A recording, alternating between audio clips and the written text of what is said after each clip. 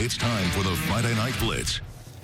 Buckle up indeed. Welcome into the Friday Night Blitz, where we will recap another fantastic week of high school football. We've really been spoiled the last couple of weeks with great weather, great games. Tonight, no different. Alongside Bree Anders, Hunter McCann stepping in for Jack Schimmel, who's in Nashville tonight, probably partying it up on Music Row right before LSU's game tomorrow. Of course, Michael Cobble. So what do you say we get it started the only way we know how with our game of the week, an easy one tonight, Catholic at Central. Now, it's time for the game of the week. How about that? It worked. Huge crowd in Central for this one. David Semino there watching his Wildcats take the field with the fantastic lettuce, but it's Hudson Fuller on the other sideline with a great play call as he dials up Turner Goldsmith connecting with Jude Chamberlain over the middle with the big gainer for the Bears. That sets up Catholic inside the 10, but Catholic would face a little fourth down action. How about a little cur dog package? And it's Jaden Miles. Going to fight hard right up the middle for the first points of the game. He usually does. Hunter, that old head like myself, loves that Thundercat logo. That makes me smile. But the Catholic High defense setting the tone early. Harrison Kidder and Jack Stokes probably smiling if they had tackle for a loss. So Central's offense held in check. The Bears, however, faking everyone out, including our cameraman. We're going to need to dock that guy some dollars tonight. He eventually would catch up with Jude Chamberlain again, but no one else would as he scores to put the Bears out in front 13-0 early in the second quarter. Central, their own worst enemy. Snap issues. Marvin Joseph can't find the handles on that one, so that sets the Bears up. And it's Miles back up the middle with another cameraman fake out. 55 yard catch and run. Puts Catholic out in front 19-0. Yeah, I'm telling you, more snapping issues. This one off Ja'Cory Platt's face mask. So the Bears get the ball right back. But Central's defense would stiffen. A pair of cats break up the end zone toss to Chamberlain's, and not again. That was 4th and goal. So Central backed up to their own end zone, their worst field position of the night, and their best play out of it. Good snap, even better pass from Platt. He finds a streaking Keithon Womack racing down the sideline. That is a 94-yard touchdown catch. And how about that celebration? That's a ton of fantasy points. But the Wildcats finally get on the board, 19-17, just before the half. Central threatening. Ian Locklear looking like he's picked off Max Gassio, but there is laundry on the field. Back-to-back pass interference calls, and that sets an untimed down. Central making the most of it. Gassio redeeming himself with a dart to Shane Brown. That makes it 22-14 at the break. But, man, Catholic pours it on in the second half. 57-28, 500 total yards plus for Catholic. Over 250 on the ground, over 250 in the air. Huge win for the Bears tonight.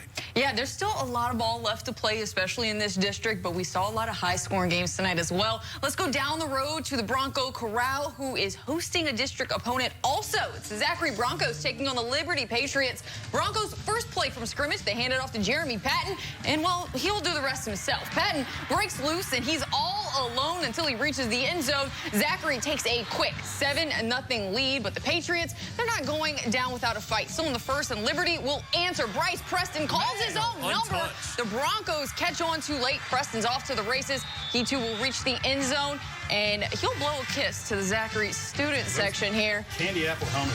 So nice. 8-7 Liberty, but just seconds left in the first quarter, and Zachary gets some life back. Michael Kirby goes up top. Deep pass, and it comes down with Christian Brooks comes down with it. The UL commit puts the Broncos up 14-8, but now in the second quarter, Liberty has a slight lead. They're going to add to it here. Just put it in the hands of your running back, Zayden Foster. He will turn on the Jets, breaks loose. He looks like he's going to take this one to the house, guys. Oh, he gets caught. He is taken down at the 3, but it doesn't matter. Liberty punches in a few plays later for a 24-14 lead over the Broncos. David Brewerton not too happy. They led 24-17 at halftime, and check this out. Liberty put up 50 burgers on the Broncos on homecoming for Zachary. 52-31.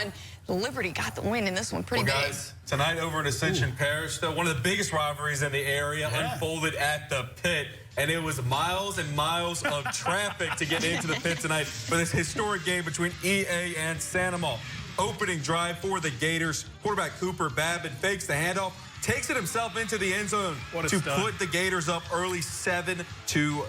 But East Ascension is going to answer right back. Running back Jason Blackburn taking the handoff. He finds a hole and takes it all the way. But a missed PAT will keep the lead in Sandoval's hands going into the second quarter. But it was not for long as running back Jamarius McCarty hops over on this one and gets a big drive going for Sandoval. They push them up 7 after a 2-point conversion early in the second quarter. But the Gators bite right back. Running back Jordan Hickerson caps off another long drive and punches in to tie the game at 14 apiece. This one came down to the wire. Sandoval went for a 2-point conversion to wrap up this game. Could not get it to fall. The East Ascension hangs on in this one to win 49-48. That would have been a fantastic game of the week, as would have this one. Denham hosting Dutchtown over at the Hive. Let's pick it up. Opening drive, DeJon Goldman with a big pass to Hayden Ray. We love Hayden Ray. We love looking at the locks. He's got him tucked into the lid tonight. We can't see it on the 15-yard gainer. Either way, a few plays later, Goldman would find Brenton Paul in the flat. He runs it in for the first touchdown of the ball game, and the Jackets out over front 7-0.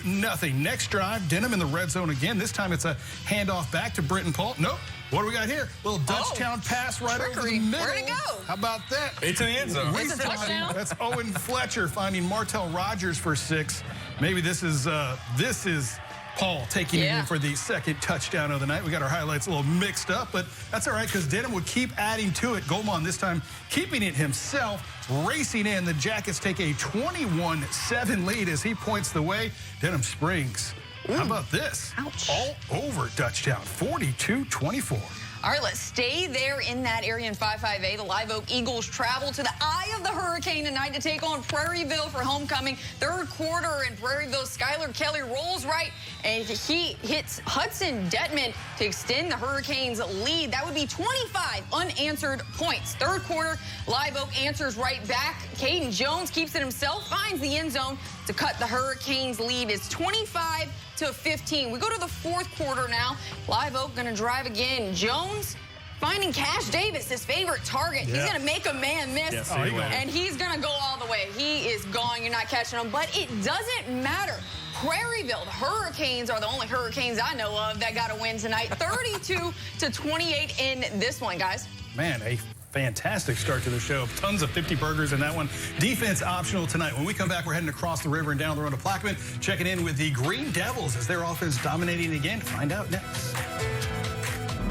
Friday Night Blitz will be right back. You're watching the Friday Night Blitz.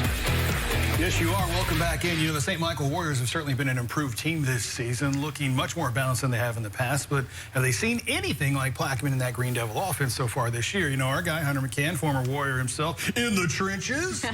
You were there for the game tonight. Yeah, it was. And it was a rough one for Coach Leger and the Warriors, to say the least. Now let's head out to Green Devil Stadium for District 6 4A action.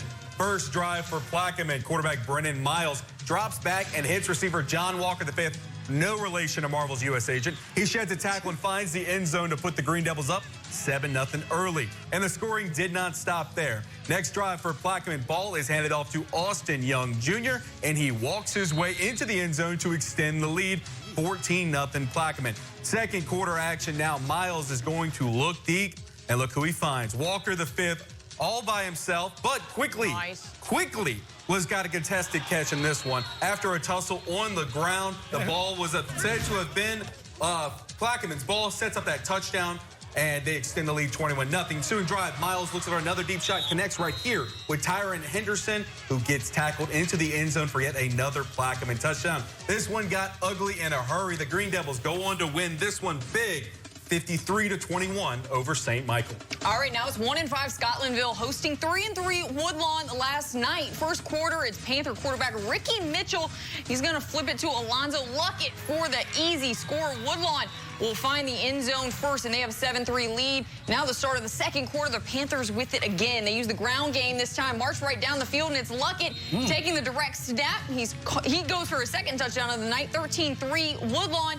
But here comes Jannard Green with the answer for the Hornets. Scotlandville, he will loft one to Dwayne Ben, and he'll run right under it. Nobody stopping him, and it's 13-9. Woodlawn still leads, and the Panthers would go on to get the win in this one, 45-15. Hey, well, we got you here in a second. What do you say? I'll remind you to get to our website and nominate your favorite player for this week's Fans Choice Award. Tell us who you think should be the player of the week and why. To do that, just go to WBRZ.com, click the contest tab. We'll take your suggestions, bring you the top 3 nominees on Tuesday evening. You can do all of that right here at WBRZ.com. We're back after the break. Friday Night Blitz will be right back. You're watching the Friday Night Blitz. You are watching the Friday Night Blitz, but we have a ton of Thursday games, and I'm here for it. Madison Prep and Port Allen, one of them last night over at the Eagles Nest. Landry Williams and his Chargers with other plans. The Pels packed back up into their own end zone, and this guy's been making plays all season long. Landon Johnson with the interception puts his Chargers in great field position.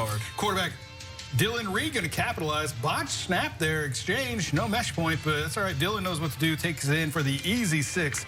And the Chargers certainly making it look easy. Speaking of easy, doesn't get any easier than this. John Profit just shooing tacklers away as he races in to make it a 16-0 Charger lead in the first, and they were far from done. Keon Robinson also working his way past defenders. Check out the stiff arm on this one. Oh, he's got a family. Nice. But then the real fun starts. Check out this catch from my man, Landon Johnson. Smooth. Too cold. Smooth. Like easy. No effort there. He just did it. Just cruising to the 63-0 win the Chargers did. All right, now we're going to stay there in 6-3A. We've got Glen Oaks hosting U-High. I'm excited to see U-High Madison Prep play in a few weeks. Anyways, it's early start, 6 o'clock kickoff, some early scoring for the Cubs, too. They're going to hand it off to Corbin Odell. He'll make a man miss, break a tackle, and he is off into this beautiful sunset.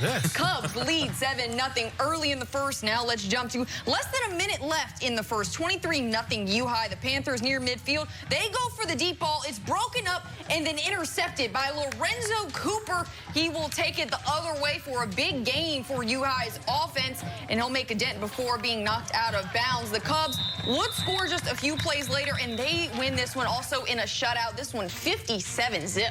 I love it. Hey, we're back with more. A trio of games to wrap up the night and the Blitz right after this. Friday Night Blitz will be right back. You're watching the Friday Night Blitz.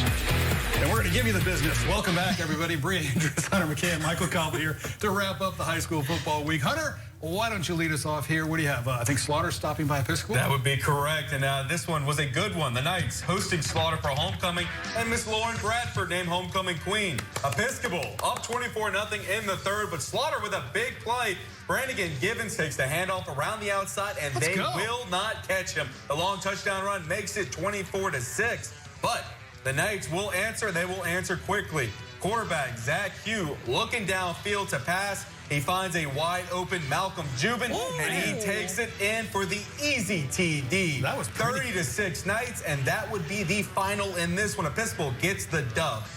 All right, over on the Bluff, Southern Lab hosting Kaplan last night. The Kittens trying to get back in that win column. Scoreless in the first quarter. Dexter Ricard drops back, has some time. He airs it out to Anthony Weatherspoon, and he comes down with it in the end zone. 2-point conversion, no good. 6-0 Kittens, but the Pirates respond. Cassidy Roy gets the handoff, takes it up the gut, and will score. It's now 7-6 Kaplan, but it's still early. Second quarter, the Kittens making a statement. Ricard goes deep again, right into the breadbasket of Weatherspoon once again as well. He'll do the rest. 12-7 Kittens, but Kaplan would come back to win this one 27-18. All right, how about another one from last night? St. John hosting Ascension Catholic, the Eagles and the Bulldogs, and Ascension Catholic already out in front 7-0, looking for more. It's Greg Fernandez looking deep, finding Johnny Vayon. Did I do that right? Yeah. Breaking an ankle tackle and taking it the distance to put the Bulldogs out in front 14-0. We usually give you these Ascension Catholic highlights, but I'll steal them tonight. St. John with a little fake punt action. We call that Pop-Tart Spirit at our house, right, Jackson? Nathan Burley hitting Ahmad Wilson, managed to get the first down. They get a field goal out of that, so good on you, St. John, but the Bulldogs still out in front 14-3 near the end of the first half.